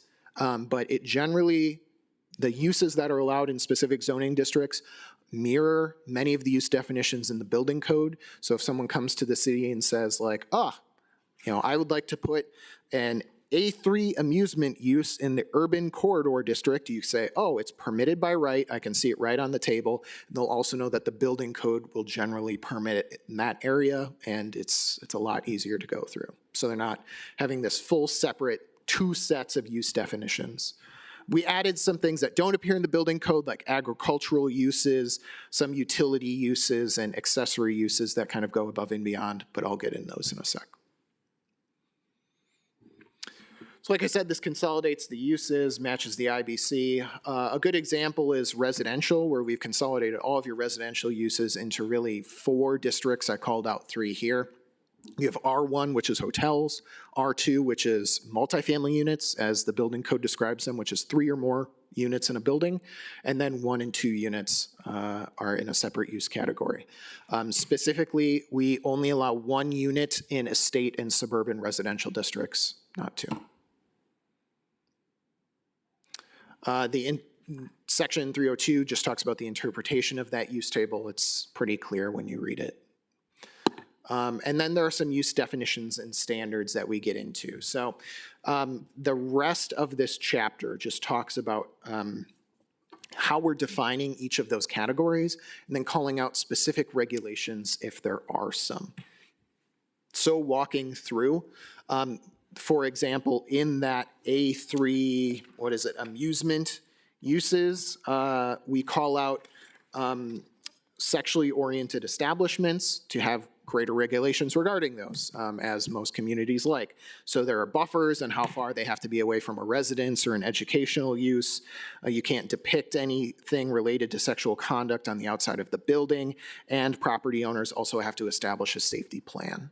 So those types of things. Really, the whole key here is we're regulating specifically the uses that more often come up with issues, and then everything else is just kind of permitted by right. So if you're opening a restaurant in a downtown, it doesn't really depend on the size or anything. It's just like restaurants are allowed in that zoning district.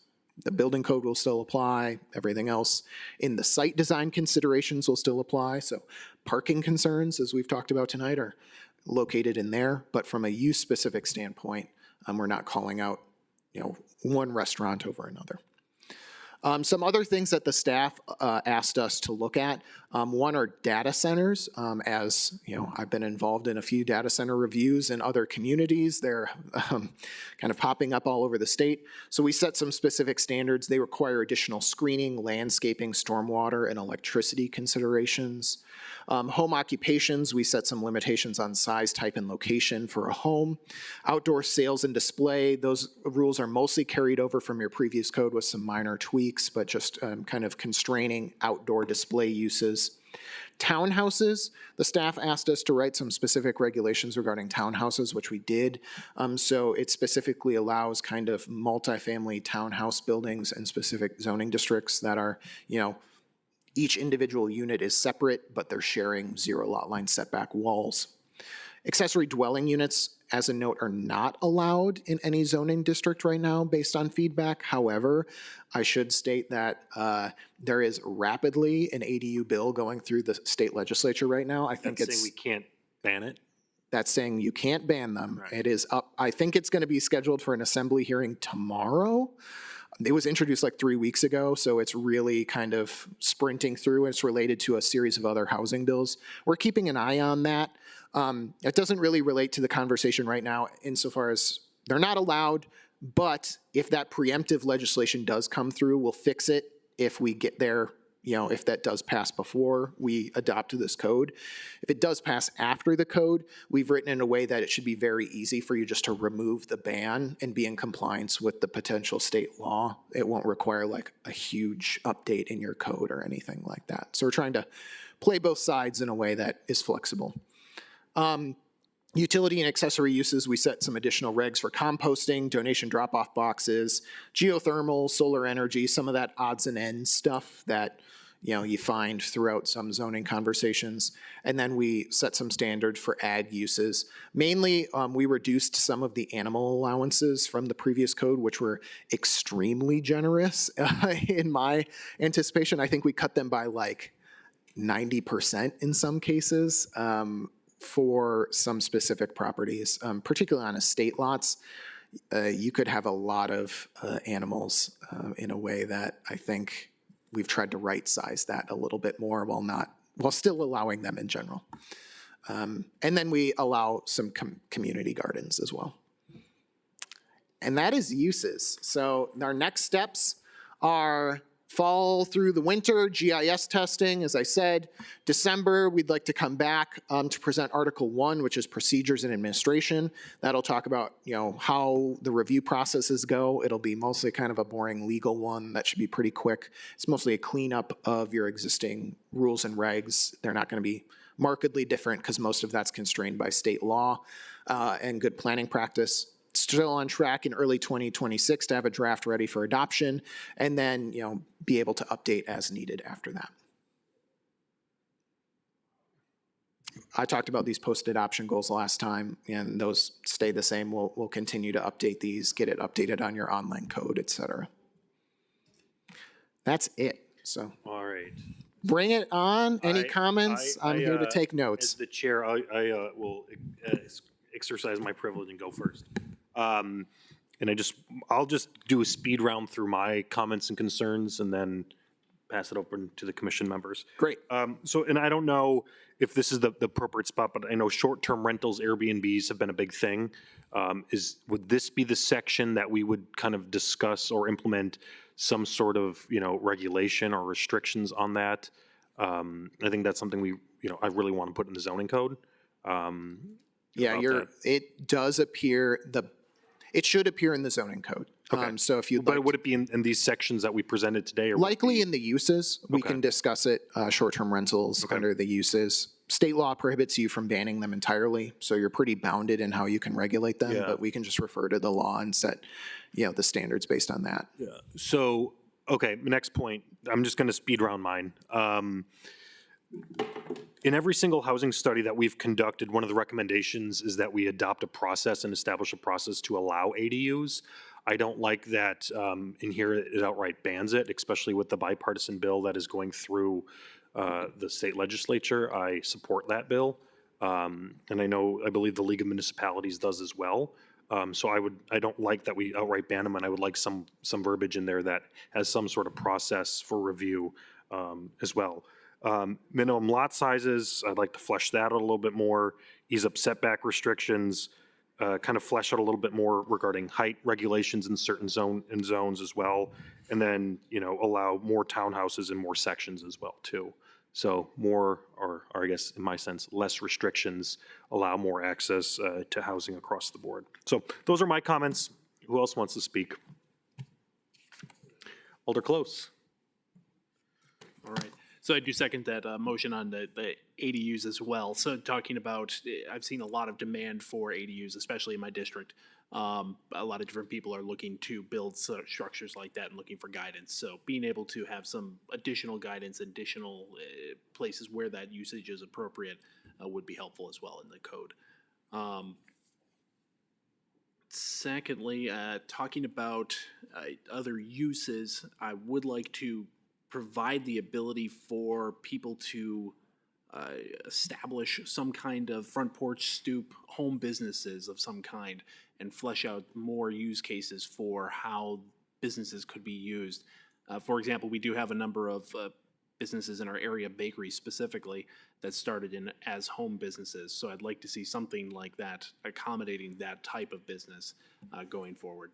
So we allow, under this draft code, we allow home-based occupations. Specifically, you'd like to allow more ability for them to advertise or conduct business outside of the home, but on the same property?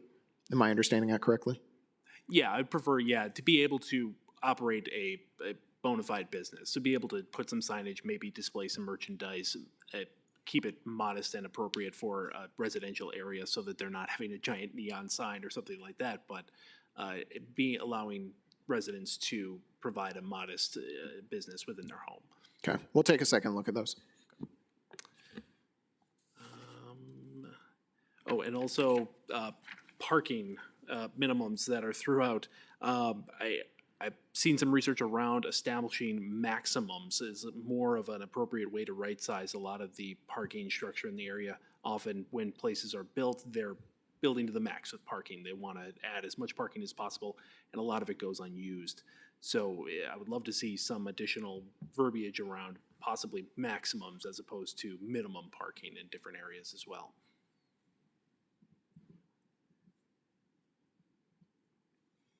Got it. Can take a look at those. Joe? My question has to do with implementation, and this may not be the right forum, in which case tell me and No, we'll hold bring it on. later. But as we transition from current ordinance to the new one, when things change, just taking the agricultural number of chickens you can have on your site, when that decreases, when does that kick in? So does that change what's currently there, or are you grandfathered in? At what point does that change? Generally, you'd be grandfathered in with some exceptions. Due to natural disaster or other things, the state statutory grandfathering limits are pretty broad in that post-adoption, and this regulates all of these. If you have an established business or an established use, you are allowed to continue that use as long as it's permanent. However, if you're giving that up as part of your own action, For instance, someone was like, I don't need these animals, and got rid of them for 12 months and did crop farming instead, and then wanted to reestablish that use, it would have lost its legal nonconforming status. So there are some time limits where you can't just get legal nonconformity in perpetuity, but those are generally constrained by state law. And then does the grandfathering go through sale of property? So that if you are able to do it before, the new owner would be able to continue using it? as Yes, it was? it runs with the land. Great, thank you. Braden? Yep, so I will hop on the ADU train and once also say that I support accessory dwelling units. I would not wait for the state preemption. And even the state law, there's a few things that maybe could be made easier to allow accessory dwelling units. So I wouldn't wait for that. I like that the clause is in there just that says that it's not allowed. I'm assuming if we were to remove that, this is my question, if we remove that, is then just going to use the accessory uses and accessory structures standards that are already in there for height and setbacks, et cetera? Okay. Yep. Most of the state laws, and I think best planning practice when I've worked on ADU ordinances, basically treat them as anything else, and the state law intends that the communities don't write special rules and regs for ADUs. Right. Generally, how I like to consider like 1 to 2 units. In those urban neighborhoods, we allow 1 to 2 units because you have a fair number of duplexes or other kind of multi-unit, small-scale buildings in there. And I like to not write a bunch of different very specific rules and regs for those types of units. It's basically, you're either allowed 1 or you're allowed 2. Here are the setbacks and the height limits that you need to follow. And then after that, design it however you want, right? And let people be creative and not be overly restrictive. Where I think some communities have gone wrong in those ADUs is trying to write overly prescriptive rules. And then by nature, an ADU is going to cost 6 figures or multiple 6 figures anyways. The sewer and utility service to them is very expensive, particularly if they're built after the fact, as in most infill cases are. So I try not to let the zoning stand in the way of it because they have a bunch of other rules and regs that they'll have to run through in the building code. Yep, absolutely. Fully support that idea too of just keeping it the same as the rest. So the only other kind of weird one that I would be curious about calling out specifically would be cluster developments or cottage courts. If you were to take 2 lots and do something like that, having some sort of carve out to allow that kind of creativity to be allowed, because I've seen a number of architecture groups, Kronberg Architects in Atlanta in particular has done, like build a home on a corner, use 2 ADUs to create sort of a cluster development that you're using the land in a little bit different way. You're using the street frontage of a corner. So it gets a little bit dicey in how we'd, be specific in allowing that sort of thing, but having a call out for a cluster development would be. Yeah, I like cottage courts a lot. I'm a zoning administrator in other communities where they allow them. If you find a developer who's willing to do them, let me know, because I would like to know like someone who actually will build them, but we can certainly allow them in the zoning code. I have seen some, so in my work, I work with developers and builders. I've worked for Kohler Sun. They buy stuff from me, but I have seen a few in Atlanta in particular that they've had some success with recently. Yeah, I think the difficulty in those is they, by nature, have shared parking, and people here don't like outdoor shared parking, so you end up with garages, and the value proposition tends to change a bit. But we can certainly consider them in here. I think they're nice infill projects in specific corridors, so we'll look at it.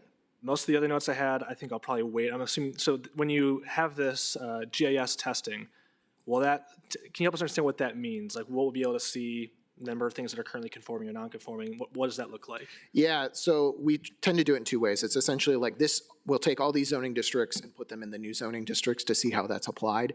And then really that is part where the city, more than your consultants, is providing feedback. So we'll defer to kind of you guys, and this property is working right, or this one should switch to this one at that given time, that kind of thing of, kind of, is the application of this working from just a pure use standpoint? Does the zoning map look right? Mm-hmm. And oftentimes it'll be like, it'll help us narrow in on some of those lot width minimums, for example, where an entire neighborhood will go into a suburban neighborhood when it really should be an urban one, because that neighborhood is old and has a lot of duplexes. It just had wider lots when it was platted in the 20s or whatever. So we'll use it at that time to kind of denote those neighborhoods and kind of right size it. So it's a little bit of a mapping exercise and a little bit of a refining the setback exercises.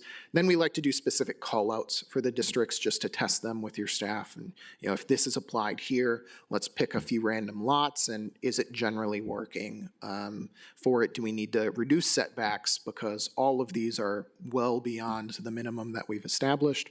Do we need to increase them, et cetera? So we don't look at every property in the village, but we try to take a few examples from each, or ones that the staff know have had zoning concerns or other things come up, and just test them that way. Okay, I'll hold most of my interest then for that. I kind of echo your point of having interest in refining the setbacks and things like that, but I'll wait for that to get some more details and work through it. Yeah, and if you all have any specific comments or questions, like pre-feedback on those, like I just know in my neighborhood that the setbacks are 6 feet and this is setting it at 8 or something like that, just provide that comment to Elise, and then we'll work through your staff on those. So there's you don't have to wait to provide those comments now. You can just funnel those to us as you have them. Sounds great. Yeah, I can get some examples for you.